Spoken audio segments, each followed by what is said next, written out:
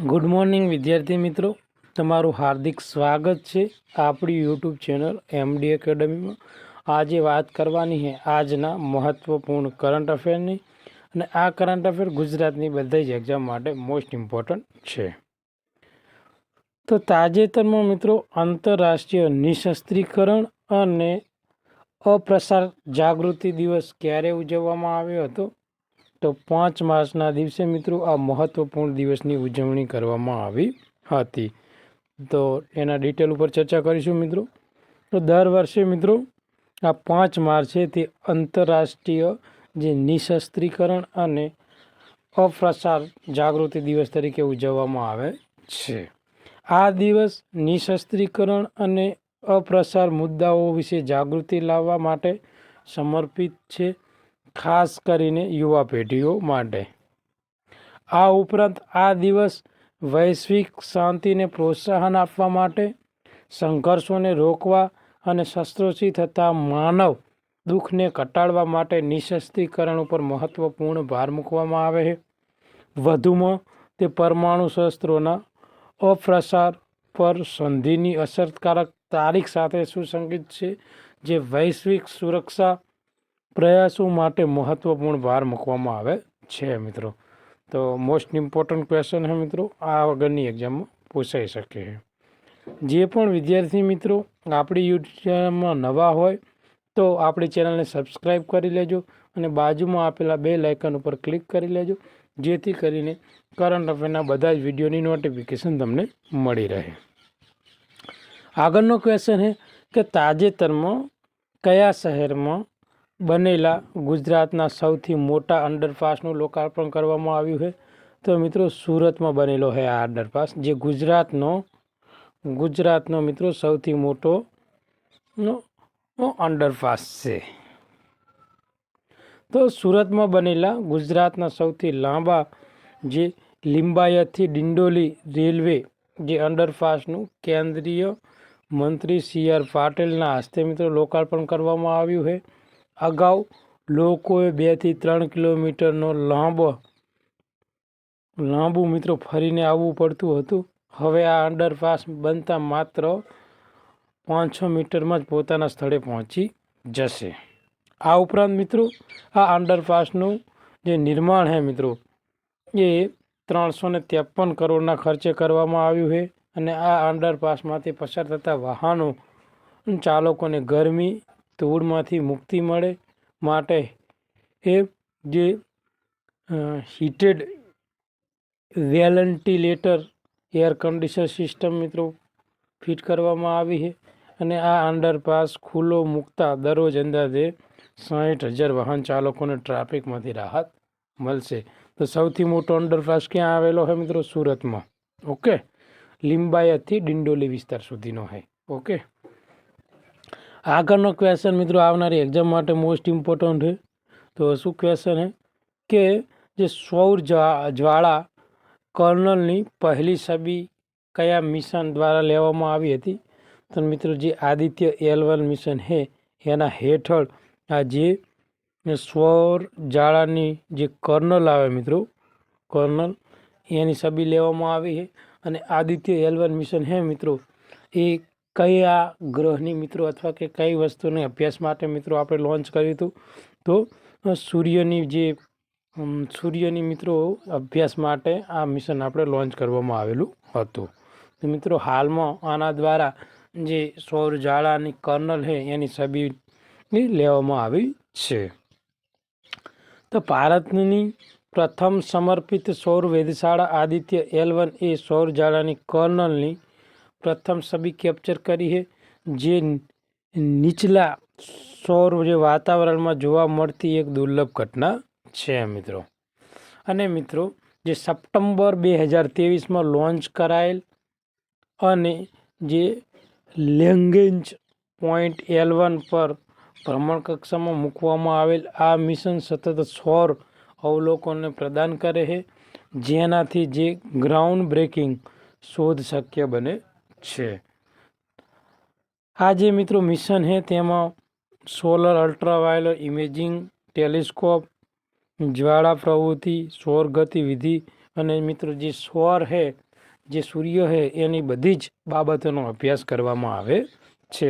તો આ એક મહત્વપૂર્ણ મિશન છે. અત્યારે હાલ મિત્રો એક છબી કેપ્ચર કરી અને મોકલવામાં આવી છે, એટલે હાલ આ ચર્ચામાં છે. આગળનો ક્વેશ્ચન છે કે તાજેતરમાં કયા દેશે પર જે ફીફા દ્વારા 2026માં વર્લ્ડ કપમાંથી પ્રતિબંધ મૂકવામાં આવ્યો છે? તો મિત્રો આપેલ તમામ પાકિસ્તાન, રશિયા અને જે કોંગો દેશ છે મિત્રો, ત્રણેયને જે આ ફીફા વર્લ્ડ કપ છે, ફીફા છે ને મિત્રો, ફીફા દ્વારા 2026નો જે કપ છે મિત્રો, એની ઉપર પ્રતિબંધ મૂકવામાં આવેલ છે. કઈ કંપનીએ મિત્રો જે હાઇડ્રોજન સંચાલિત હેવી ડ્યુટી ટ્રકનું પ્રથમ પરીક્ષણ કર્યું છે? તો ટાટા મોટર્સ દ્વારા મિત્રો આ જે હાઇડ્રોજન સંચાલિત મિત્રો જે હેવી ડ્યુટી એક ટ્રક છે મિત્રો, પ્રથમ ટ્રક જે હાઇડ્રોજનથી ચાલશે, એનું મિત્રો સફળતાપૂર્વક તેને પરીક્ષણ કર્યું છે. તો મિત્રો ટાટા મોટર્સ છે મિત્રો, એને દિલ્હીમાં હાઇડ્રોજન સંચાલિત જે હેવી ડ્યુટી ટ્રક છે એનું પરીક્ષણ શરૂ કર્યું છે. કઈ જગ્યાએ? દિલ્હીમાં. ઓકે, જે મિત્રો સ્વસ્થ પરિવહન ટેકનોલોજીના વિકાસમાં એક મહત્વપૂર્ણ પગલું છે. અને આ ટ્રક મિત્રો જે હાઇડ્રોજન ઇન્ટરનલ જે કમ્બશન એન્જિન અને જે ફ્યુલ સેલ છે મિત્રો, એ ટેકનોલોજીથી સજ્જ છે, જે હેવી ડ્યુટી વાહન ક્ષેત્રમાં ઉત્સર્જન ઘટાડવા માટે રચાયેલ છે મિત્રો. અને એક મહત્વપૂર્ણ આગવું પગલું છે મિત્રો. તો મોસ્ટ ઇમ્પોર્ટન્ટ ક્વેશ્ચન છે આવનારી એક્ઝામ માટે.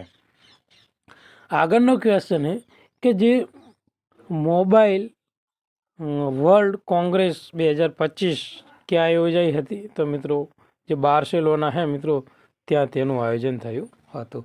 જે પણ વિદ્યાર્થી મિત્રોને ડેલી કરંટ અફેરની પીડીએફ અને ફેબ્રુઆરી મહિનાની જે કરંટ અફેરની પીડીએફ જોઈતી હોય તો આપણા ટેલિગ્રામ ચેનલમાં મૂકી દેવામાં આવી છે. તો પણ જે પણ વિદ્યાર્થી મિત્રોને જોઈતી હોય તો વિડીયોની નીચે જે ટેલિગ્રામ લિંક આપેલી છે તેમાં જઈ અને જોઈન થઈ જવા વિનંતી. તો મોબાઈલ વર્લ્ડ કોંગ્રેસ 2025 બાર્સિલોનામાં કન્વર્જ, કનેક્ટ, ક્રિએટ થીમ હેઠળ મિત્રો યોજાઈ હતી. આ વૈશ્વિક ઇવેન્ટ 5G, AI અને IoT અને જે ડિજિટલ ટ્રાન્સફોર્મેશનમાં નોંધપાત્ર પ્રગતિ દર્શાવવા માટે મિત્રો યોજવામાં આવી હતી. આગળનો ક્વેશ્ચન મિત્રો આવનારી એક્ઝામ માટે મોસ્ટ ઇમ્પોર્ટન્ટ છે. શું છે? LCA એટલે લાઇટ કોમ્બેટ જે એરક્રાફ્ટ મિત્રો, તેજસની વાત છે, એ માટે જે ILS-ના સફળ ઉચ્ચ પરીક્ષણો કયા સંગઠન દ્વારા હાથ ધરવામાં આવ્યા છે? તો મિત્રો DRDO દ્વારા હાથ ધરવામાં આવ્યા છે. Defence research and development organisation, જેનું ફૂલ ફોર્મ છે મિત્રો, જેની સ્થાપના મિત્રો 2 જાન્યુઆરી 1958ના રોજ થઈ હતી. તમારે મને કોમેન્ટમાં કહેવાનું હોય કે હાલમાં મિત્રો DRDOના અધ્યક્ષ કોણ છે? ઓકે, DRDO એટલે કે ડિફેન્સ રિસર્ચ એન્ડ ડેવલપમેન્ટ ઓર્ગેનાઇઝેશને મિત્રો જે લાઇટ કોમ્બેટ જે એરક્રાફ્ટ જે તેજસ વિમાન માટે સ્વદેશી ઓનબોર્ડ ઓક્સિજન જનરેટિંગ સિસ્ટમ આધારિત ઇન્ટિગ્રેટેડ લાઈફ સપોર્ટ સિસ્ટમના ઉચ્ચતમ પરીક્ષણો મિત્રો હાથ ધરવામાં આવેલ છે હાલમાં. અને મિત્રો આ સિસ્ટમ જે પરંપરાગત જે પ્રવાહી ઓક્સિજન સિસ્ટમની જરૂરિયાતને દૂર કરી અને શ્વાસ લેવામાં યોગ્ય ઓક્સિજન ઉત્પન્ન કરવા માટે તેનું જે નિયમન કરવામાં આવેલ છે અથવા કે રચાયેલ છે. આ પરીક્ષણ મિત્રો 50,000 ફૂટ ઊંચાઈ ઉપર હાથ ધરવામાં આવ્યા હતા. અને જે આ લાઇટ કોમ્બેટ એરક્રાફ્ટ તેજસ વિમાનની કાર્યકારી કાર્યક્ષમતા અને જે સલામતીમાં વધારો કરતી અદ્યતન લાઈફ સપોર્ટ સિસ્ટમ વિકસાવીને DRDOની જે પોતાનું ક્ષમતા છે મિત્રો, એનું તેને પ્રદર્શન કર્યું છે. તો મોસ્ટ ઇમ્પોર્ટન્ટ ક્વેશ્ચન છે. આગળનો ક્વેશ્ચન છે કે મિત્રો સરકારી ઈ માર્કેટ પ્લેસના CEO તરીકે કોની નિમણૂક કરવામાં આવી છે? તો અજય જે ભાદુ છે મિત્રો, તેમની નિમણૂક હાલમાં કરવામાં આવી છે. તુહિનકાંત પાંડે કોણ છે મિત્રો? તો મિત્રો તેઓ સેબી સેબીના મિત્રો 11મા અધ્યક્ષ છે અને અજય શેઠ કોણ છે? તો મિત્રો તેમને જે મહેસૂલ સચિવનો વધારાનો હવાલો તેમને આપવામાં આવેલો છે હાલમાં. ઓકે મિત્રો. વાણિજ્ય વિભાગમાં અધિક સચિવ જે અજય વાધુએ સરકારી ઈ માર્કેટ પ્લેસના નવા સીઓ તરીકે નિયુક્ત થયા છે. IAS અધિકારી કે અગાઉ આ ભાદુએ નાયબ ચૂંટણી કમિશનર અને ગુજરાત મેરીટાઈમ બોર્ડના સીઓ તરીકે મહત્વપૂર્ણ હોદ્દાઓ તેમને સંભાળેલા છે મિત્રો. આગળનો ક્વેશ્ચન છે કે 2025માં મિત્રો જે સ્પેશિયલ ઓલિમ્પિક વર્લ્ડ વિન્ટર ગેમ્સનું આયોજન ક્યાં થવાનું હોય? તો ઇટલીમાં મિત્રો આ ગેમ્સનું આયોજન થવાનું છે. 2025માં સ્પેશિયલ ઓલિમ્પિક વિન્ટર ગેમ્સ 7 માર્ચથી લઈને 17 માર્ચ દરમિયાન જે ઇટલીના મિત્રો જે તુરિનમાં મિત્રો થવાનું છે. તો યાદ રાખજો ઇટલીનું કયું શહેર છે? તો તુરિનમાં. અને આ ઇવેન્ટમાં મિત્રો જે આલ્પાઇન સ્કીઇંગ, ક્રોસ કન્ટ્રીનિંગ અને જે સ્નો બોર્ડિંગ છે મિત્રો જેવી અનેક રમતોમાં મિત્રો ભાગ લેવાના છે. તાજેતરમાં કોને મિત્રો આતિથ્ય માટે લાઈફ ટાઈમ એચીવમેન્ટ એવોર્ડથી નવાજવામાં આવ્યા છે?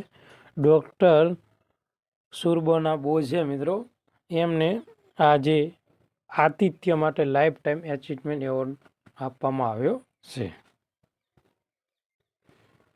તાજેતરમાં મિત્રો જે લેવિસ દ્વારા કોને ગ્લોબલ એમ્બેસેડર તરીકે મિત્રો નિયુક્ત કરવામાં આવ્યા છે?